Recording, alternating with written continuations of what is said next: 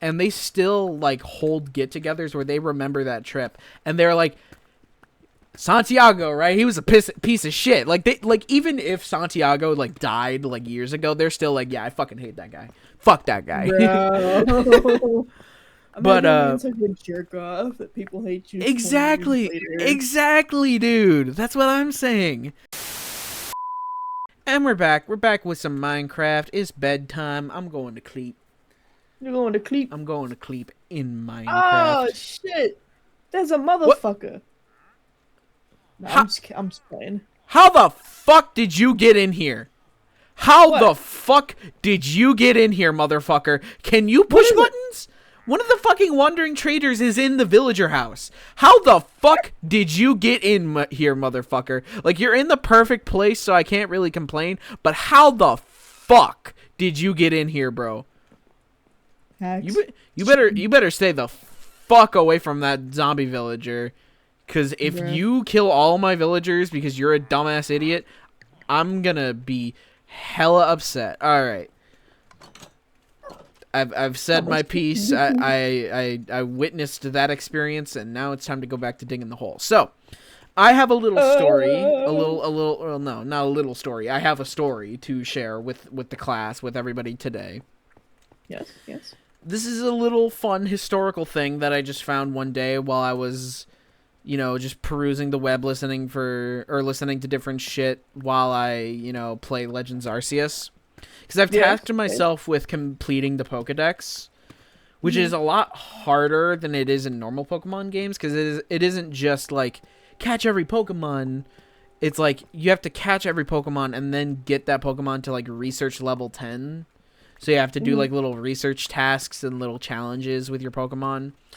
So I've been listening to a bunch of shit, just listening to stories, listening to people do shit. And there was this one story, and I want to preface this beforehand. This story I heard from Wendigoon, so if you've heard this story before, don't interrupt me and just pretend like you had never heard it before. So I can feel good about myself. I don't think I've heard this story before, but you said Wendigoon, and I love him. He is pretty cool. I've been on a Wendigoon kick recently. I don't watch his main stuff that much. I prefer watching his reactions to it. Oh, really? Mm-hmm. I should start doing that more. I just started doing that myself. Yeah. I love his I love his main content though. Yeah. His live streams are really funny though. I didn't realize how much of a scaredy cat he was until now. Yeah. I was watching him react to Greylock, and he got fucking hella jump scared. I know. Poor guy. It was super funny. All right, so bro, wasn't that when he had to start doing like jumping jacks, or like when he was stretching? I don't think so. If he did, you gotta understand that video is like an hour long, so if he did do that, I don't remember. It's longer than an hour, I think. It's like 2. Yeah. But so, okay.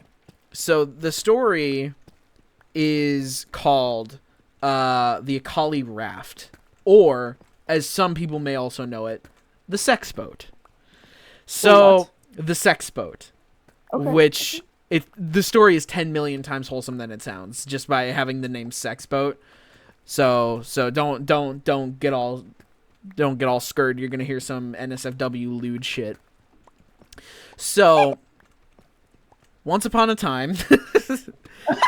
I can't say that. This is a factual thing that actually happened in human history. But there was this guy named Santiago.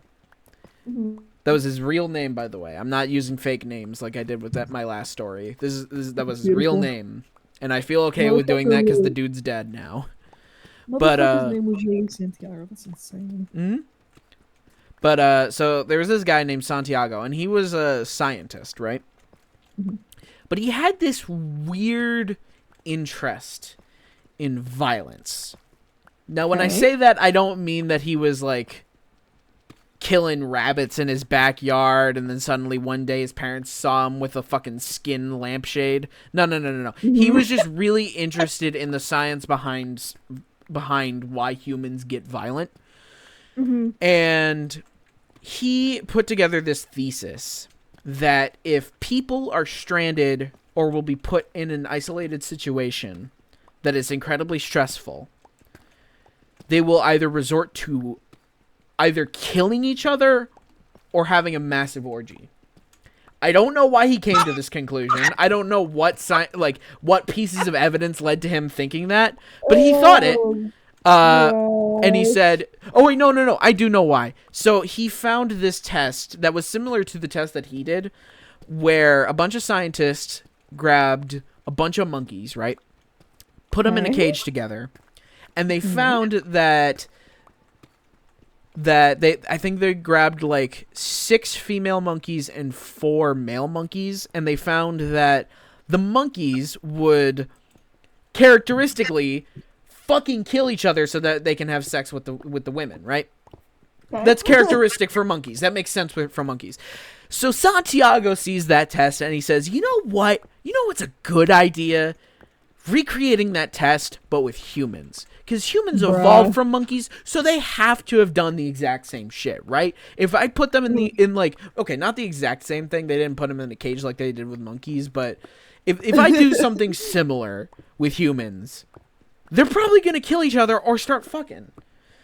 So he grabs, or he doesn't grab, but he calls upon the people all across the world to take part in this scientific experiment. He doesn't say what exactly the experiment's for or what it's about. He just says, take part in this scientific experiment where you get to be on a boat for 131 days. And realistically, some people join because, you know, you take part in a science experiment. Hey, who knows? Maybe you'll get a Nobel Peace Prize for participation or some shit. And that's 131 days away from work, away from kids, away from home. Like, that's basically like a free vacation. And you're doing it for science. Who fucking wouldn't? So he gets the exact same thing. He gets 4 women. No, it was 6 women and 4 dudes. Now the thing is, 2 of those women just so happened to be mothers who are already in a relationship. They got kids, which is surprisingly important. I don't know why it was important. Oh wait, no, I do know why. Because he had this like weird, kind of misogynistic belief that the men will want to kill each other more if the woman is real fertile so that they can fuck her. And it's like, I don't remember when this test takes place. I'm sure one of the editor goblins. This is one of those things where like the editor goblins are probably going to be correcting me every 2 seconds I make a mistake. I feel like in the editing. If I had to guess, I'm probably going to say like the 60s or the 70s. Probably. What was the time frame initially? Yeah. Okay. Probably. I'm sure the editor goblins will put the actual thing on the screen. So he gets together this group of people, and he says, "All right, you're gonna go on this boat, and it's gonna travel from Africa to New Mexico, and you just have to be on the boat." So Santiago and these 10 people go on the boat, and so the women are given pretty important tasks. One of them is a doctor, one is the captain who like actually like steers the ship and shit like that. Meanwhile, the men have kind of like more menial tasks, and this is like again that inherent belief that because men are going to be less important than women in this case, that they'll get super fucking pissed. And so it was literally one of those cases where it's like if the women didn't do their job, they would all die, but if the men didn't do their job, it was just a minor annoyance. So everyone has a task, and Santiago would kind of just stay out of the way. He'd stay at the back of the boat, taking notes, doing his scientific research while everybody else is just on this boat trying to make their way through. And so the thing about this story, and this is the biggest plot twist that nobody could ever foresee, usually if you put 10 people in a very stressful situation, you would assume that he would be right, that people would fall into like their inherent like instincts, their primal instincts of violence and sex. No. In fact, these people just became like really good friends, like all of them. And the thing is, he even grabbed people from like different walks of life. So I'm pretty sure there was an Asian guy, there was a Mexican guy, there was a white girl, there was a black girl, you know, he just grabbed people from all walks of life, different religions, different like countries, shit like that. And yeah, no, they just became good friends the entire time. And so they're on this trip and they're hanging out, they're having a good time, and Santiago is like just in the back of the boat and he's like, any day now these savages will tear each other apart any day now. Meanwhile, they're just chilling and they're just having a good time, just trying to survive. And I just like to imagine, and you have to keep in mind, like the 10 people who are taking part in this experiment, to my knowledge, are like around their like young 20s. Meanwhile, Santiago is like 51 during this experiment. So just imagine you're chilling on this boat and you're having a good time with your friends, and meanwhile there's just this old man sitting in the back. He's hunched over and he's just writing down in his notebook, and you just hear him murmuring, just any day now. So Santiago at first is fully like, yeah, these people are gonna kill each other by the end of the day. They're gonna have sex at the end, like no matter what. So oh shit, it's almost bedtime in Minecraft. Could you Oh man. could you rest your head? Rest your little Minecraft gamer head on the pillow? I suppose. So like I said, he is fully in belief that this is gonna happen, right? And so he's kind of stirring the pot here. So every night he has each person on the ship do this like these little questionnaires, right? And at first it was kind of, they were weird questions, but they were questions that you can kind of just understandably like just forgive because you're in a scientific experiment. So it was like, if you could kill somebody, who would it be? What weapon would you use? How would you get away with it? Shit like that.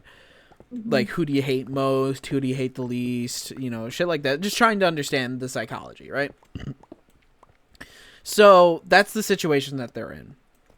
Eventually, like, probably about a month in, Santiago is like, why the fuck haven't these people killed each other yet?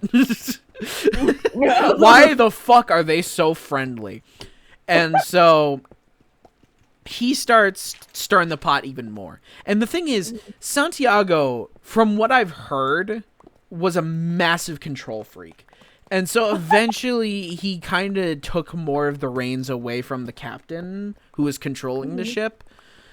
So eventually, yeah, he was just like, yeah, no, I'm the captain. Like, he basically usurped the captain that he put in charge because he was a massive control freak. So they're doing their thing, and like the entire time Santiago is just being a dickhead.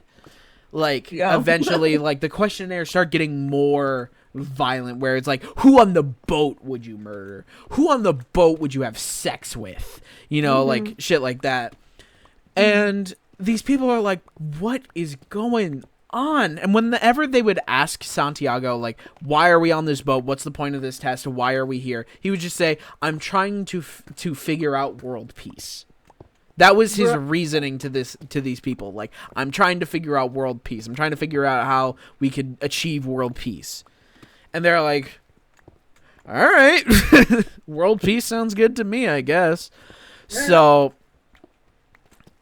months pass, and one fateful day, they're doing their thing, they're on the boat, and they notice this gigantic freighter is heading towards them. And you have to keep in mind that they are on like a tiny ass boat.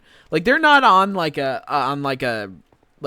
gigantic yacht or anything. They're on a small ass boat, to the point where like the room, like they share a room where they're sleeping, and they all have to like sleep like close together. It's far from like decent living conditions. So imagine this tiny little boat that's traveling from Africa to New Mexico, and it's coming across this gigantic freighter, and they start like freaking the fuck out. Well, no, they don't. But guess who does? The fucking captain, Santiago. Santiago starts freaking the fuck out. the guy who took back control as captain of the ship, he basically runs away, goes into the bedroom and starts crying like, I don't want to fucking die. I don't want to die. And like the girl who was captain was like, Santiago, I can save us, but you have to let me be captain. And he's like, fine. And so she saves them. The freighter turns away, and they're all fine, right? And pretty much Santiago, this entire trip, just starts getting worse and worse and worse. Like, eventually he starts like splashing people with water. He starts like really antagonizing them. He starts spreading rumors about these people, really just expecting them to just fucking kill each other, because that's what he wants. He wants to be proven right that people are going to do that. And so meanwhile, more and more of these people are getting closer. They're becoming like really good friends, like almost best friends at this point. So eventually they get to this point where they have fully accepted the life that they are living. They are 100% okay with being on this boat, being with these people. And like, I think it was to a point where there was no like toilet on the ship.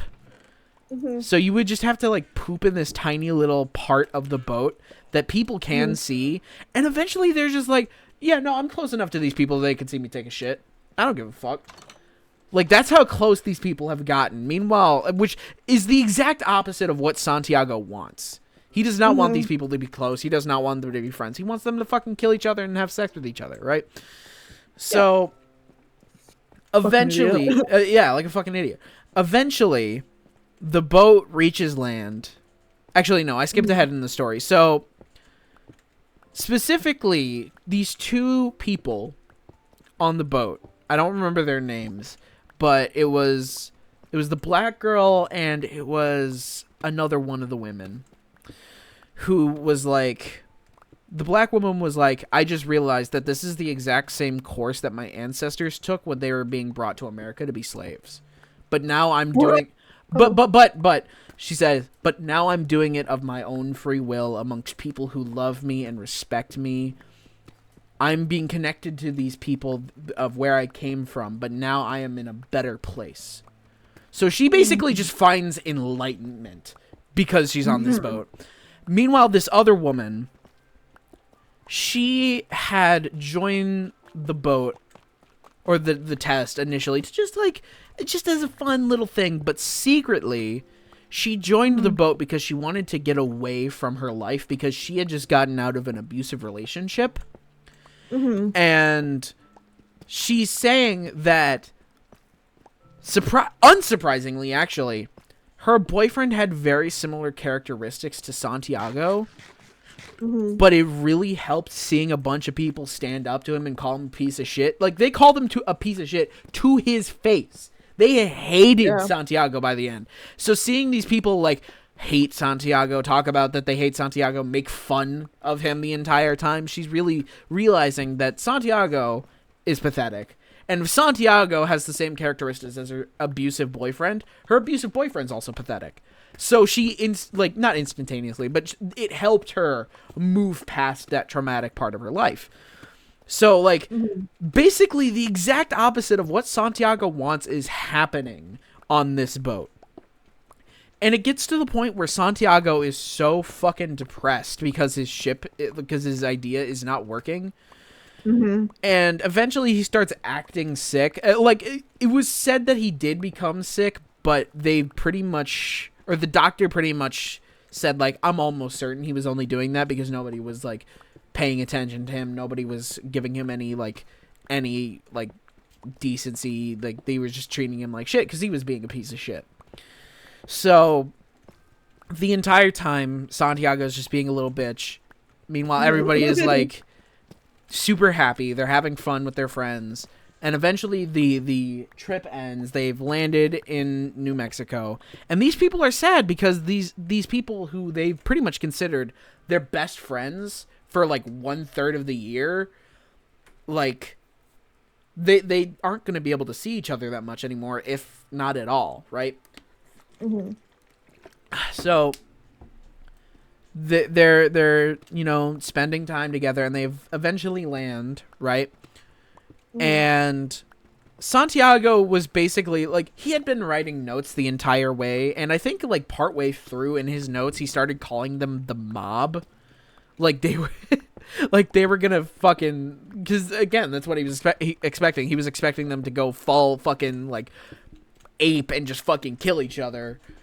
But like he was so genuinely pissed that these people didn't want to kill each other by the end of this trip that like he was basically saying that it was their fault that the experiment failed and that he was going to try again, but like slightly different. I don't really remember like the differences in what his new test was going to be like. But yeah, no, he was just so fucking mad that these people were just decent to each other and became friends. But so like he's just super pissed, and he's like, yeah, no, I just have to do the test again because these fucking assholes weren't doing what they were supposed to be doing, which is killing each other and then having sex. Like, it's like, dude, what the fuck? So that was the main experiment. However, there are a few more tidbits I'd like to share about this story before we end today's episode off. Yep. So, technically, and this is purely because, like, well, for one, because they never did anything, and also because they never told him about this, technically he was kind of right, because at some point they began to hate Santiago so much that they were genuinely planning to murder the guy. They never did it, but they were genuinely thinking, like, yeah, we should murder this guy because he is a fucking piece of shit. And he is just making our lives harder when we're just trying to vibe, right? So literally, they were planning his murder. And while they never went through with it, it kind of proved that, yeah, there you go. It kind of proved his point. And on the opposite end, nobody really had sex except this one girl had sex with two of the guys, but she never told Santiago that it happened. And in fact, like, two other women were good friends with the woman who was having sex, that they stood guard while she was doing it so that nobody would interrupt them. So, by a technicality, Santiago did succeed, but only because he was a piece of shit. And also, well, okay, the reason they were having sex is because he didn't allow any form of entertainment on the boat. So literally, like, yeah, of course, when people are bored and deprived of any forms of entertainment, of course they're just going to start having sex because it passes the time.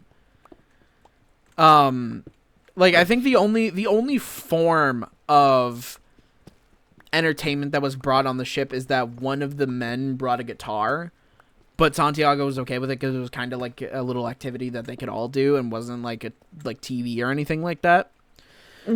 So, but yeah, no, technically Santiago did it and didn't do it at the exact same time, which is really funny to me.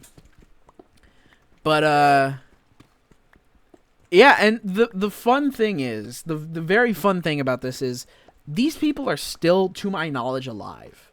And they still, like, hold get-togethers where they remember that trip. And they're like, Santiago, right? He was a piece of shit. Like, even if Santiago, like, died, like, years ago, they're still like, yeah, I fucking hate that guy.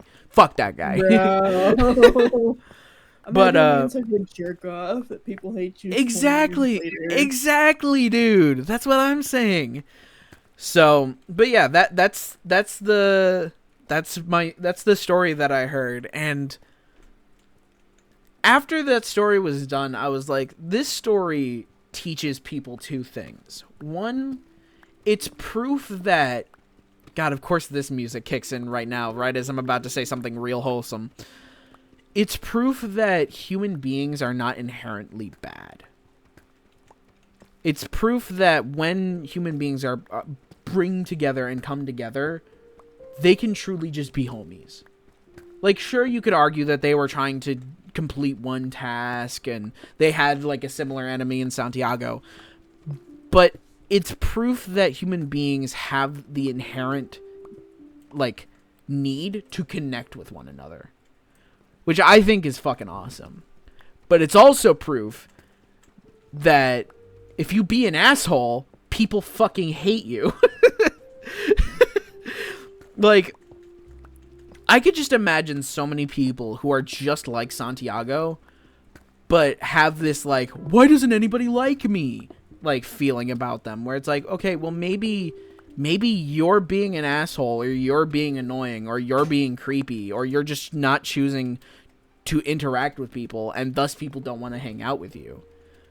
Like, I'm not one to say that, like, loners deserve it, or bullying victims deserve it. Like, I don't believe in that at all. But there are cases where you really do need to look inside yourself and say, like, what if I am the problem? Because sometimes that is the case. And I'm not, like, trying to, like, say anything specific about anybody. Like, it's just a general thing where it's like, if you're just being a dick, people don't want to hang out with you.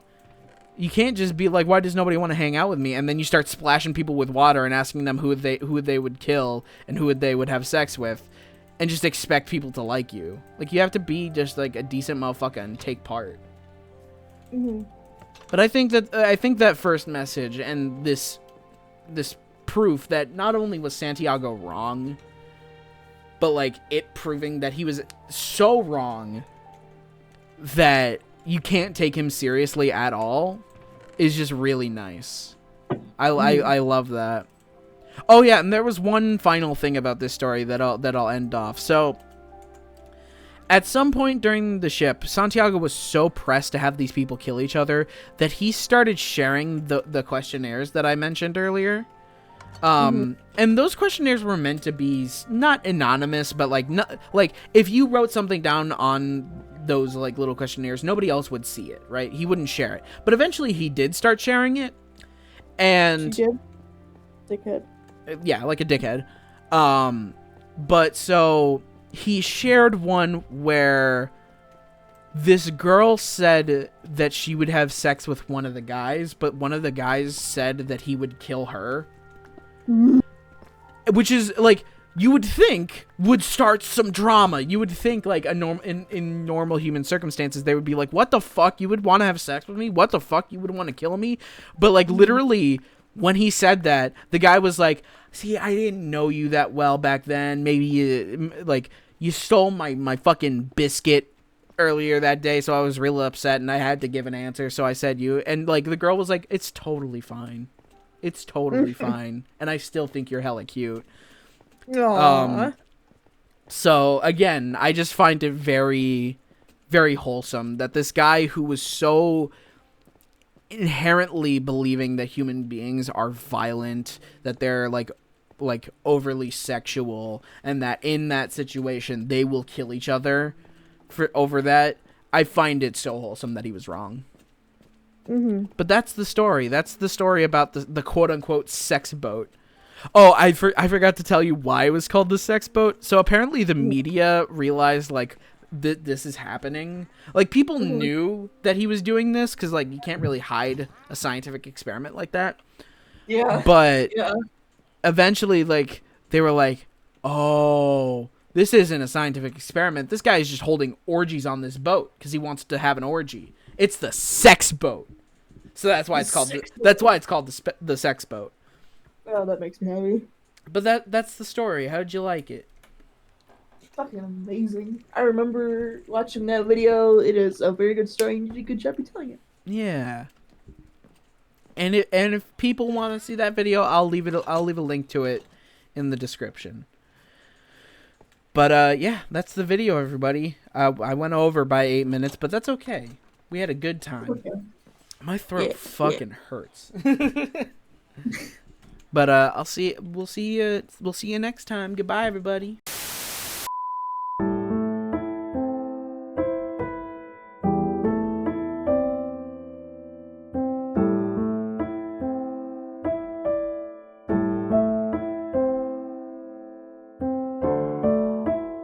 Sex boat. I love that name, the sex boat.